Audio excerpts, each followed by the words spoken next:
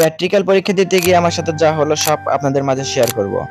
Hello guys, আসসালামু আলাইকুম। আশা করি সকলে ভালো আছেন। তো আমি পরীক্ষা দেওয়ার জন্য আমার R15 টাকে নিয়ে আমি এখন পরীক্ষা দিতে যাচ্ছি। যাওয়ার সময় আমাদের একটি ভিডিও করে নেই, তো ভিডিও করতে করতে চলে আসি শিমুলদার বাজার। যাওয়ার সময় দেখতে পাই Gazipur Sirajganj medical college institute. যাই হোক, তারপরে আমরা চলে আসি আমাদের মূল গন্তব্যস্থানে। এখানে এসে আমারও একটি ভিডিও করে নেই এবং স্কুলের একটা ভিডিও করি।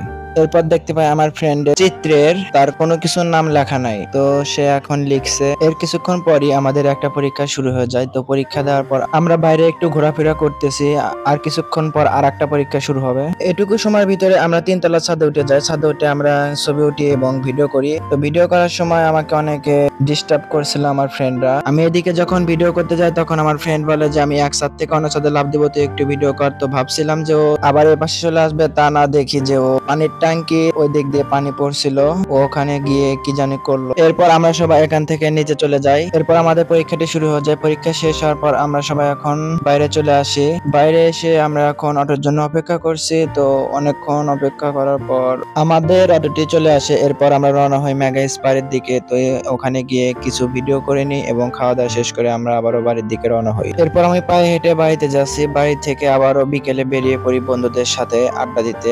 এরপর দেখতে পাই আমার এক ফ্রেন্ড আর এক ফ্রেন্ডের সাথে ঝগড়া করছে। তো ঝগড়া বিবাদ শেষ করে আমরা এবার বাড়ির দিকে রওনা দেই। ভিডিওটি ভালো লাগলে চ্যানেলটি সাবস্ক্রাইব করবে এবং পাশে থাকা বেল আইকনটিতে ক্লিক করে অল করে দেবে। ধন্যবাদ।